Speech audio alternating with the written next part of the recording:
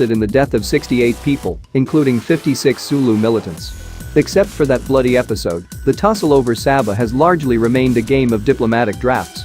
Malaysia says parting ways with its largest oil-producing region is out of the question.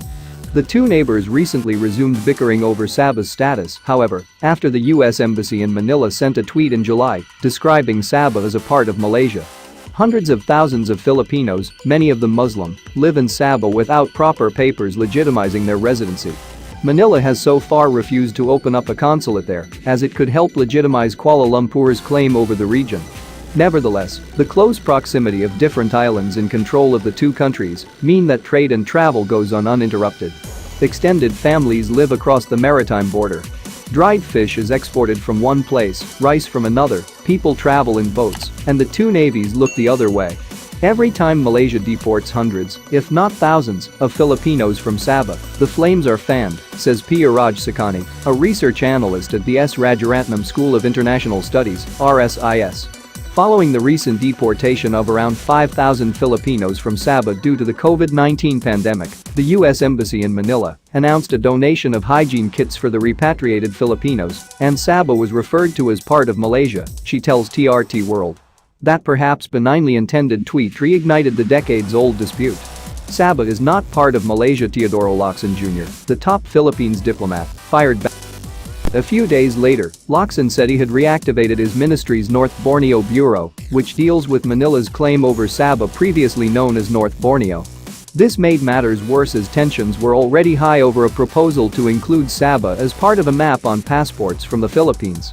Besides historic claims, geopolitics might also be playing a part in increasing Filipino anxiety. Last year, Malaysia requested that the UN extend its continental shelf beyond the mandated 200 nautical miles off Sabah. Countries in the region, such as Malaysia, the Philippines, Indonesia, Vietnam, Taiwan and China, have overlapping maritime boundary claims. The issue is heightened by Beijing's growing influence in the South China Sea, which all these countries share. The Sabah dispute goes back to 1878, when the Sultan of Sulu gave administrative control of the territory, which also included islands such as Mindanao in the Philippines, to the British North Borneo Company, in return for an annual payment. Whether the Sultan had ceded control with sovereignty attached or just leased a territory for a limited time period remains a contentious issue. However, neither the heirs to the Sultanate nor the newly established Philippine Republic were consulted when administration of Sabah was transferred from the British North Borneo Company to the British Crown in 1946, writes Lucio Blanco Pidlo III, a research fellow at the Asia-Pacific Pathways to Progress Foundation. That was significant because the British government handed over North Borneo to the Federation of Malaysia in 1963. Kuala Lumpur says it hasn't forcibly occupied the territory, as people in Sabah decided to become part of Malaysia in a referendum. Manila disputes that. While the Philippines never gave up its claim over the region, for decades it has not actively pursued it either. For instance, Manila has not formally recognized the heirs of the Sulu Sultanate, who have lived in the Philippines for the last 3 decades. When Sulu fighters attacked in 2013, the then Philippines President Benigno Aquino had called on them to stand down and return. But there's also the issue of the payments.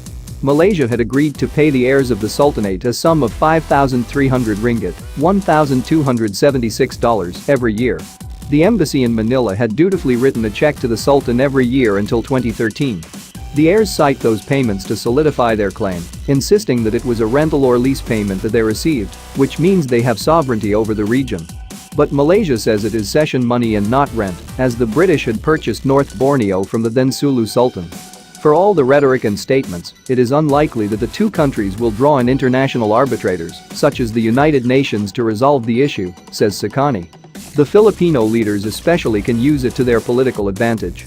Leveraging the Sabah issue alongside humanitarian concerns for the Filipinos in Sabah may be domestically strategic for politicians to galvanize the southern voters and win support, says Sakani.